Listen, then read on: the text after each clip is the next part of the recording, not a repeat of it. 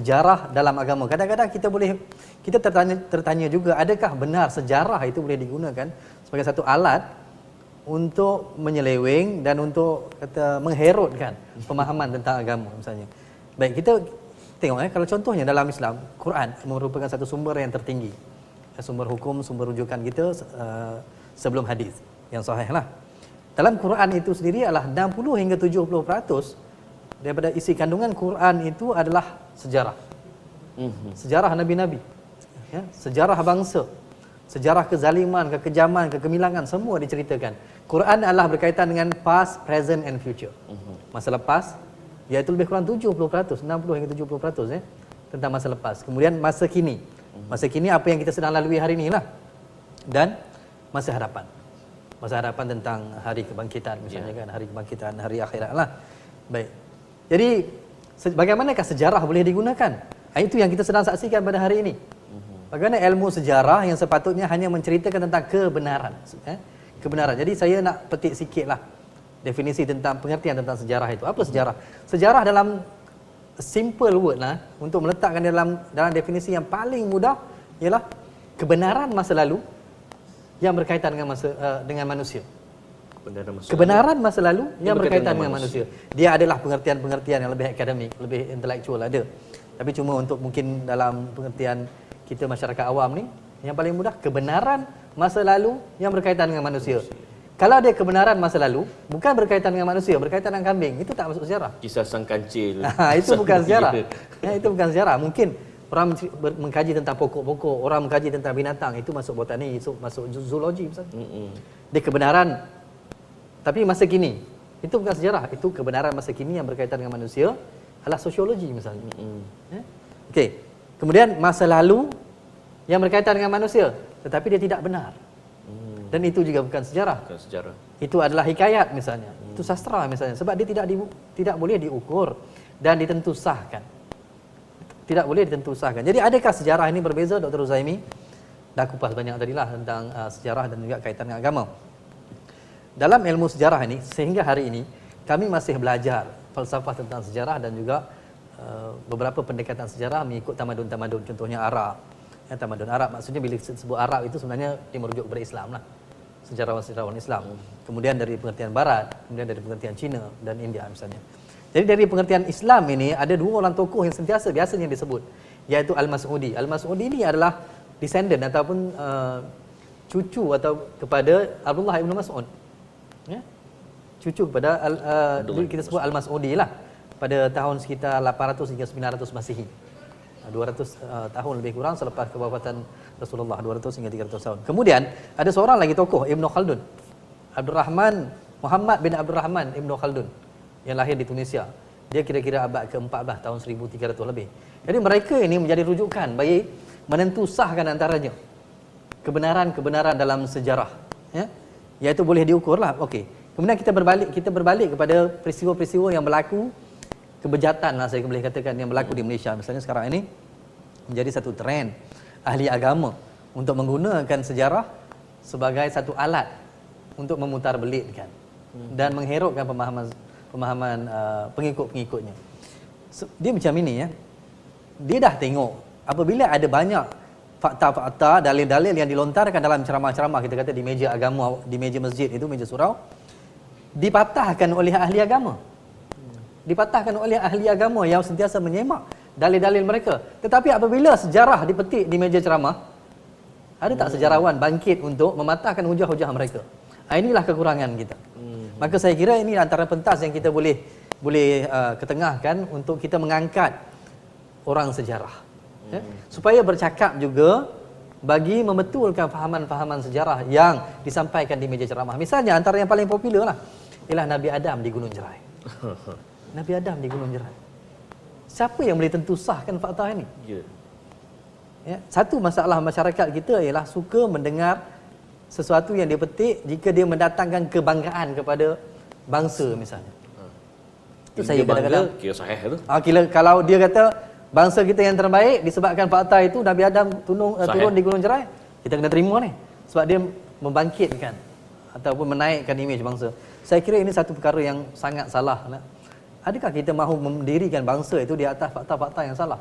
hujah-hujah yang salah sehingga nanti ditertawakan oleh orang yang mengkaji sejarah kita. Secara sahih menggunakan pendekatan DNA, mitokondria DNA yang sekarang ini sedang popular lah. Stephen Oppenheimer misalnya, Oxford University. Dia mengkaji mtDNA ini, ya, mengkaji genealogi kita, kemudian adalah beberapa teori-teori dia yang dikemukakan tentang sejarah. Jadi kita akan ditertawakan oleh masyarakat antarabangsa. Masyarakat yang rasional dan objektif. Kemudian timbul soalan, adakah penting untuk kita merasionalkan benda ini supaya diterima oleh masyarakat antarabangsa? Ya, sebab kita berbangga dengan Islam. Ya. Kan? Kita kata bangsa kita ni bangsa mulia kerana Islam. Ada hadis kan? Bangsa itu, manusia ini dimuliakan kerana agama, kerana Islam itu. Tiba-tiba kita ambil fakta-fakta yang tidak benar. Dan fakta ini pula kita nak gunakan untuk berdakwah kepada orang bukan Islam. Oh, kena gelak sungguh. Maka kita, macam mana orang bukan Islam nak menerima Islam dari mulut para pengelipur lara yang menyampaikan fakta-fakta yang salah? Belum lagi agama, dia kata sejarah pun sampai salah dah. Macam mana aku ingin mempercayai tentang tauhid? Sesuatu yang tidak nampak di mata. Sedangkan sejarah yang boleh disemak faktanya itu pun sudah disalahkan, sudah diseleweng. Jadi itu mungkin satu benda yang boleh saya kemukakan lah.